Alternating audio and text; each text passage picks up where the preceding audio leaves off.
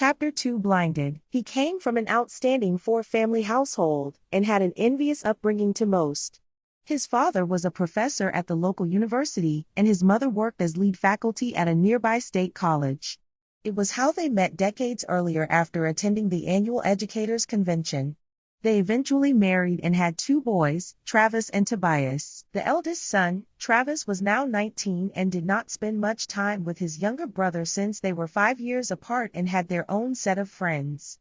Travis graduated high school, but did not have the desire to attend college, go into the military or work a full-time job as his parents encouraged.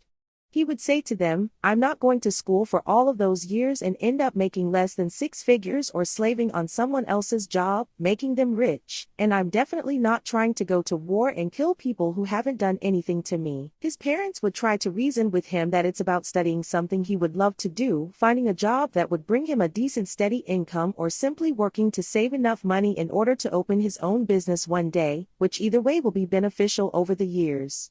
Travis responded, "That's gonna take too long." He was not trying to hear that. He eventually moved out of the family home since he was given an ultimatum by his parents to enroll in school somewhere, find a job, or he would have to leave.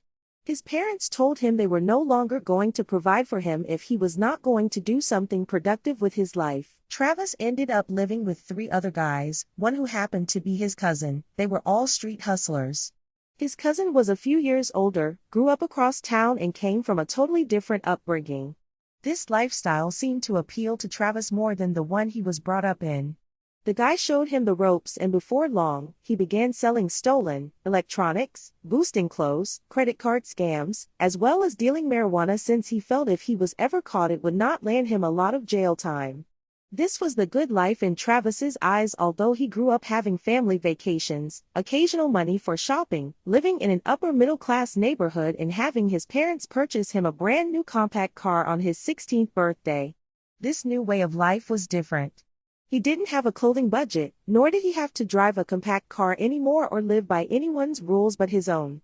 He was at the mall almost every weekend, purchased a much bigger vehicle, and eventually moved into a nice spacious townhouse. Travis was living it up and enjoying every minute of it. When Travis would stop by his parents' home to visit his younger brother Tobias, they would never let the younger brother leave with Travis because they knew there was only one way he was obtaining all of these luxuries, which was illegally since he was not working, and they did not want Tobias caught up in that lifestyle. His father would try to talk to him when he stopped by the house by saying, "Travis, I know it's nice to have all of these things, but they won't last forever if you continue on this path."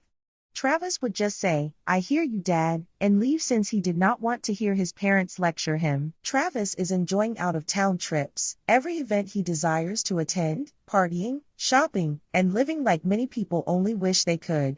This goes on for several years, and one night after leaving his cousin and friends to head back to his townhouse, Travis makes a quick stop at the gas station. As he was at the pump, two gunmen swiftly approached him in dark clothing and face masks, robbing him for his jewelry, cash, and SUV. They shot Travis right between the eyes and left him for dead before getting away with almost $6,000 in cash, about $10,000 worth of jewelry, and taking off in his vehicle, which was later found at a chop shop that was raided. Someone eventually saw him lying there bleeding and called 911. Attempts at resuscitation were being made while he was rushed to the nearest hospital. Once he arrived at the emergency room, his pulse was slowly fading. The doctor hooked him up to ventilators, monitors, defibrillators, and IVs. His chances of survival were slim. His family was called and spent the night at the hospital waiting to hear something from the medical staff. Several days passed, and the doctor approached the family one morning to inform them that Travis made it through the toughest part and should be okay. There were sighs of relief, hugs, and tears of joy. However, the doctor had to inform the family that he would be in a wheelchair for a while, will need to relearn his motor skills, and will never be able to see again due to severe optic nerve damage from the .22 caliber bullet that they had to leave lodged in his forehead because it was too risky to go in to retrieve it. The moment was bittersweet. Although the family was saddened by the medical prognosis, they were still elated that Travis survived. His parents took him back home to care for him over the next several months.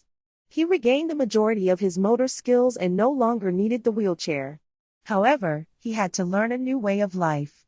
His parents purchased him a red and white cane and paid for Braille reading lessons. Travis adapted very well and eventually enrolled into the university that his father taught at. He flourished in school and graduated with a double major.